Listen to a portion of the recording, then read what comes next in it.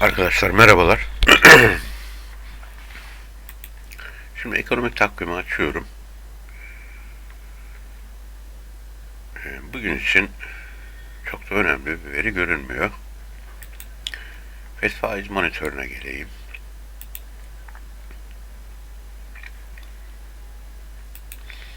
Buradaki oranda yaklaşık %25.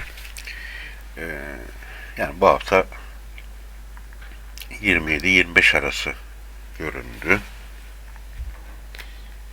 Dünden bugüne bir iki puan düşmüş görünüyor.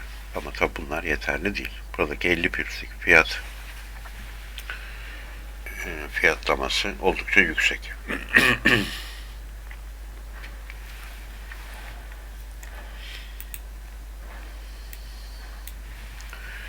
10 yıllıklara baktığımızda %1'e yakın yukarıda.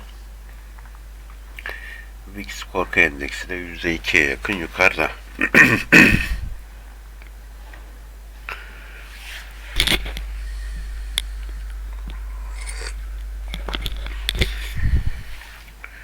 Şimdi tüm bunlara göre de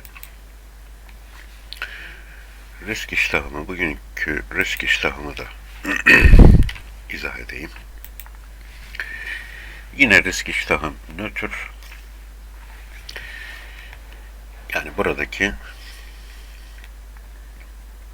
hedef kanal kadar düşüş olursa ancak alıma geçecek. Yani buy bölgesindeki alım parametrem %100 aşağıya düşüş gerçekleştiğinde alıma geçecek. Ama bu yaptığı alımların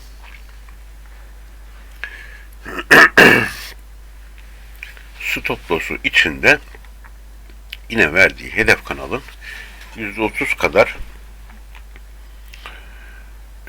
düşüş devam ederse açmış olduğu pozisyondan stop olmuş olacak. Şimdi bu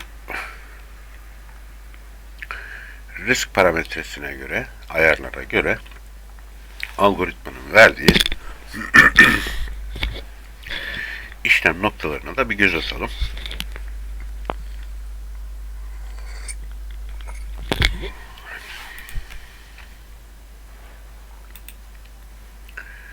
Dolar endeksinde 105.81 gelirse sell yapacak.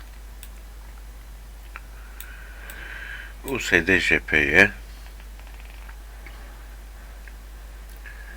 138.47 gelirse sell yapacak. GBP USD 1.19.48 gelirse buy yapacak.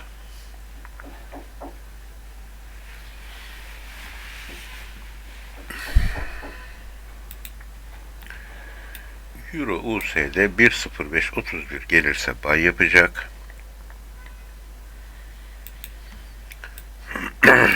Tesla akşam açılıyor.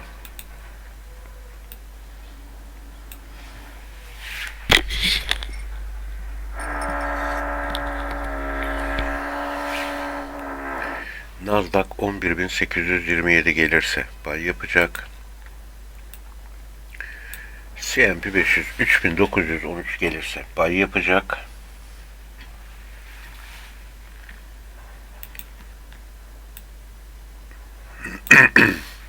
Bitcoin 22.378 gelirse buy yapacak.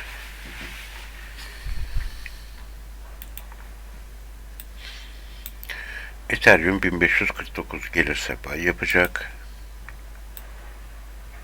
AVAX 16.39 gelirse buy yapacak. Matic 1.13 gelirse buy yapacak.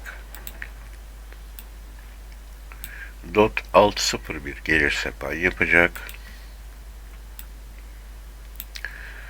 Ons altın 1795 gelirse buy yapacak.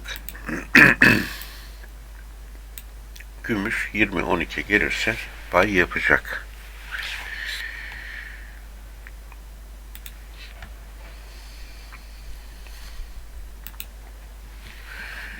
Kopitre sayfasına geldiğimde de büyümemiz %127, varlığımız 530 euro. Karımız da 374 euro görünüyor. Bu video bu kadar. Önemli bir şey olursa tekrar ek yaparım. Herkese kolay gelsin. İyi çalışmalar.